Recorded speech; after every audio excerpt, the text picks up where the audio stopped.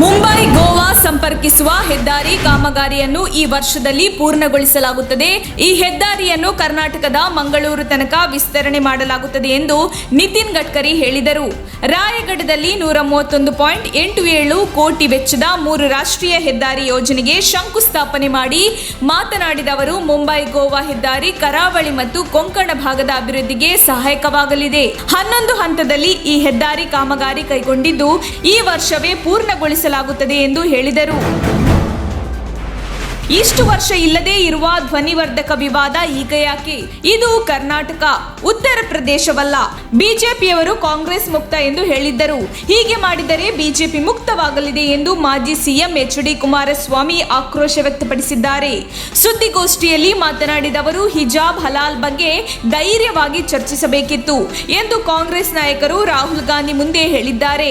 ವಿವಾದಕ್ಕೆ ಬೆಂಕಿ ಹಚ್ಚಿಕೊಟ್ಟವರು ಕಾಂಗ್ರೆಸ್ನವರು. ನಾನು ಬಿಜೆಪಿ ಜೊತೆ ಚಕ್ಕಂದ ಮಾಡಿಕೊಳ್ಳಲು ಹೊಂದಾಣಿಕೆ ಮಾಡಿಕೊಂಡಿಲ್ಲ.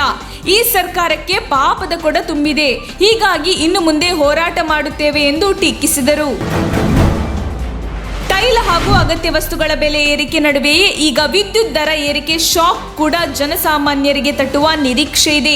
ಈಗಾಗಲೇ ವಿದ್ಯುತ್ ಸಂಸ್ಥೆಗಳು ನಷ್ಟ ಸರಿದೂಗಿಸಲು ದರ ಏರಿಕೆಯ ಪ್ರಸ್ತಾಪವನ್ನು ಕರ್ನಾಟಕ ವಿದ್ಯುತ್ ಶಕ್ತಿ ನಿಯಂತ್ರಣ ಆಯೋಗ ಸಲ್ಲಿಸಿದ್ದು, ವಿಚಾರಣೆ ನಡೆಸಿ ಆಕ್ಷೇಪಣೆಗಳನ್ನು ಆಲಿಸಿದ್ದು, ಇಂದು ಪತ್ರಿಕಾಗೋಷ್ಠಿ ನಡೆಸಲಿರುವ ಆಯೋಗದ ಹಂಗಾಮಿ ಅಧ್ಯಕ್ಷ ಎಚ್.ಎಂ. ಮಂಜುನಾಥ್ ಅವರು ದರ ಪರಿಷ್ಕರಣೆಯ ಬಗ್ಗೆ ಮಾಹಿತಿ ನೀಡುವ ಸಾಧ್ಯತೆ ಇದೆ ಎನ್ನಲಾಗಿದೆ.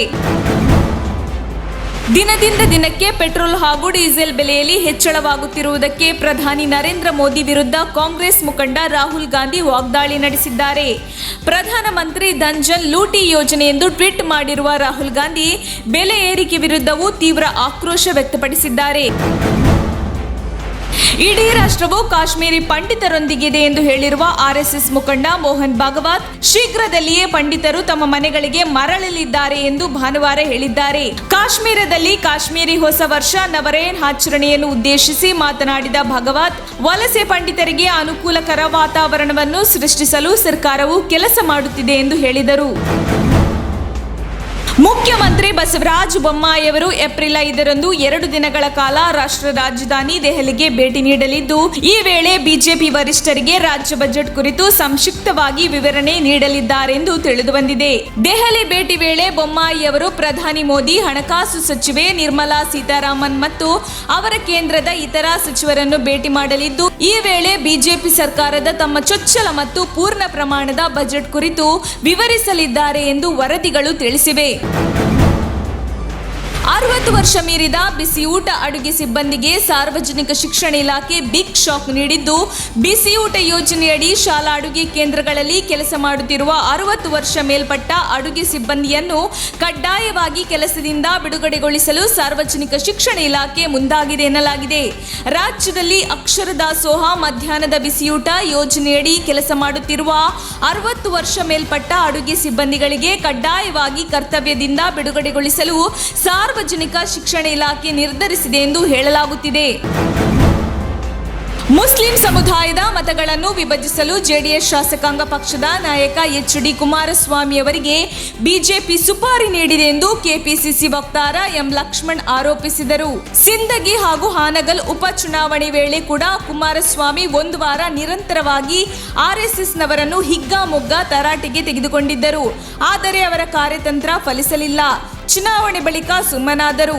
ಅವರು ಯಾವಾಗ ಯಾರನ್ನು ಬೈಯುತ್ತಾರೆ ಎಂಬುದೇ ಗೊತ್ತಾಗಲ್ಲ ಎಂದು ಸೋಮವಾರ ಸುದ್ದಿಗೋಷ್ಠಿಯಲ್ಲಿ ಹೇಳಿದರು. ಒಮಿಕ್ರಾನ್ ಹೊಸತಳಿ ಬಗ್ಗೆ ನಾವು ಅನೇಕರ ಬಳಿ ಸಂಪರ್ಕದಲ್ಲಿ ಇದ್ದೇವೆ ಎಂದು ಆರೋಗ್ಯ ಸಚಿವ ಡಾಕ್ಟರ್ ಸುಧಾಕರ್ ಸೋಮವಾರ ಹೇಳಿಕೆ ನೀಡಿದ್ದಾರೆ. ಸುದ್ದಿಗಾರರೊಂದಿಗೆ ಮಾತನಾಡಿದ ಅವರು, 3 ರಾಜ್ಯಗಳಲ್ಲಿ ಈಗಾಗಲೇ ಮಾಸ್ಕ್ ಕಡ್ಡಾಯ ರದ್ದು ಮಾಡಲಾಗಿದೆ. ನಮ್ಮಲ್ಲಿ 90% ಜನ ಮಾಸ್ಕ್ ಹಾಕುತ್ತಿಲ್ಲ. ನಾವು ಕೂಡ ಅವರ ಮೇಲೆ ಕೇಸ್ ಹಾಕುತ್ತಿಲ್ಲ. ಮಾಸ್ಕ್ ರದ್ದು ಮಾಡಿರುವ ಬಗ್ಗೆ ನಾವೇನು ಆದೇಶ ಮಾಡಿಲ್ಲ. ಕರ್ನಾಟಕದಲ್ಲೂ ಮಾಸ್ಕ್ ಕಡ್ಡಾಯ ರದ್ದು ವಿಚಾರವಾಗಿ ಸಮಾಲೋಚನೆ ನಡೆಸುತ್ತೇವೆ. ಹಲಾಲ್ ಮಾಂಸ ಮತ್ತು ಹಿಜಾಬ್ ನಿರ್ಬಂಧಕ್ಕೆ ಅಭಿಯಾನ ಪ್ರಾರಂಭಿಸಿದ್ದ ಬಜರಂಗದಳ ಹಾಗೂ ಶ್ರೀರಾಮ ಸೇನೆ ಈಗ ಮಸೀದಿಯಲ್ಲಿ ಧ್ವನಿವರ್ಧಕಗಳನ್ನು ನಿರ್ಬಂಧಿಸುವಂತೆ ಒತ್ತಾಯಿಸಿದೆ. ಮಸೀದಿಗಳ ಧ್ವನಿವರ್ಧಕಗಳಲ್ಲಿ ಮೂಡುವ ಆಜಾನ್ಗೆ ಪ್ರತಿಭಟನೆ ವ್ಯಕ್ತಪಡಿಸಲು ಸಂಜೆ 5 ಗಂಟೆಯಿಂದ ಭಜನೆಗಳನ್ನು ಧ್ವನಿವರ್ಧಕಗಳಲ್ಲಿ ಹಾಕಲಾಗುವುದು ಎಂದು ಮಹಾರಾಷ್ಟ್ರ ನವನಿರ್ಮಾಣ ಸೇನೆಯ ಮುಖ್ಯಸ್ಥ ರಾಜ್ ಠಾಕ್ರೆ ಅವರ ಎಚ್ಚರಿಕೆಯನ್ನು ರಾಜ್ಯದಲ್ಲಿ ಬಜರಂಗದಳ ಹಾಗೂ ಶ್ರೀರಾಮ ಸೇನೆ ಸಂಘಟನೆಗಳು ಬೆಂಬಲಿಸಿದೆ.